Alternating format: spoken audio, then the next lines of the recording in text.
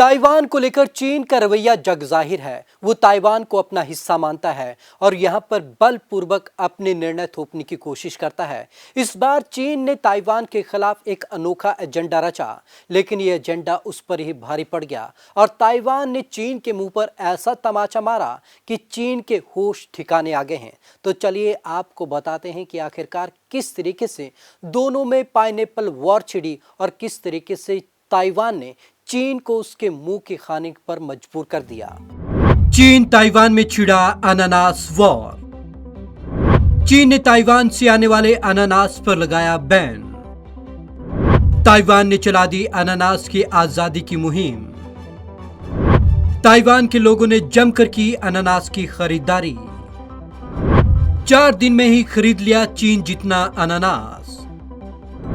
Canada, America और Japan का भी मिला साथ। ताइवान को अपना हिस्सा मानने वाला चीन अब उसी का दुश्मन बन गया है। दरअसल चीन ने ताइवान से आने वाले अनानास पर प्रतिबंध लगा दिया।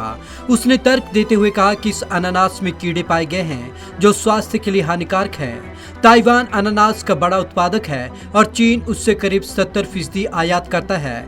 ऐसे में किसानों की आर्थिक नुकसान से बचाने के लिए ताइवान के लोगों ने जमकर खरीदारी की और जितना फल चीन खरीदता था वो सारा 4 दिन में खरीद लिया। ताइवान के अनानास का सबसे बड़ा खरीदार चीन। ताइवान में सालाना लगभग 4.20 लाख टन अनानास की पैदावार होती है। इससे लगभग 11% फल दुनिया के 16 देशों में बेचा जा रहा है। इसमें से अनानास का सबसे बड़ा खरीदार चीन है, जो कुल आयात का 90% हिस्सा ले रहा है। चीन के प्रतिबंध से ताइवान को बड़ा नुकसान होता। अनानास की आजादी का चलाया अभियान। ऐसे में किसानों को बर्बादी से बचाने के लिए ताइवान में कृषि विभाग ने अनानास की आजादी का अभियान शुरू किया। विभाग ने आम लोगों से अपील की कि किसानों को आर्थिक नुकसान से बचाने के लिए वे अनानास खरीदें।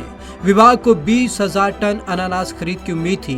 कृषि मंत्री चेन चीचुंग के अनुसार 4 दिनों के भीतर ही जनता ने 41,000 टन से अधिक अनानास खरीद लिया। यह चीन को बेचे जाने वाले अनानास से कहीं ज्यादा है। रंग लाई अनानास की आजादी की मुहिम।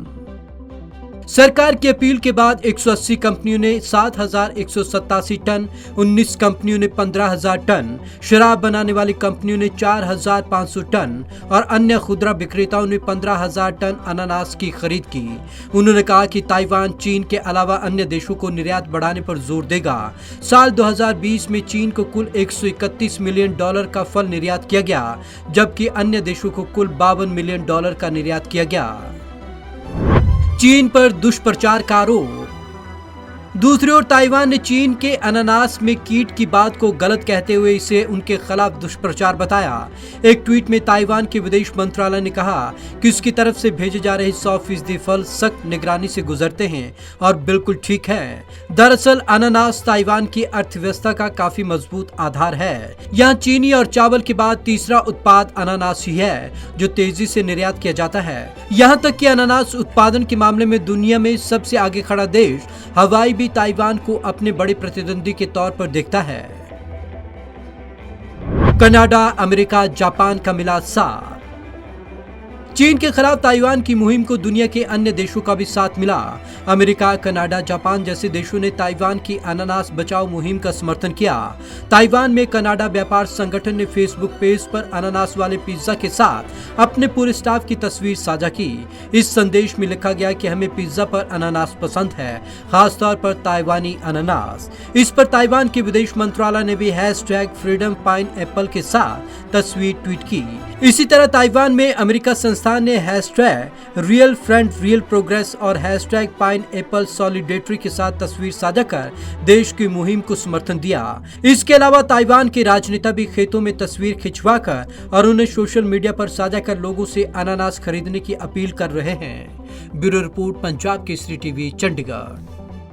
ताइवान को इस पूरी मुहिम में जापान, अमेरिका और कनाडा का भरपूर सहयोग मिला और ताइवान ने इस समस्या से पार पा लिया और ख़ास तौर पर चीन जिस तरीके के एजेंडे रचता है उनको भी बेनकाब कर दिया और ताइवान ने अब खुले तौर पर यह बता दिया कि चीन की वो चलने नहीं देगा। किसी भी सूरत में वो चीन को बर्दाश्त नहीं करेगा। तो आज की इस खास रिपोर्ट में बस इतना ही। विवेक शर्मा को दीजिए इजाजत। नमस्कार।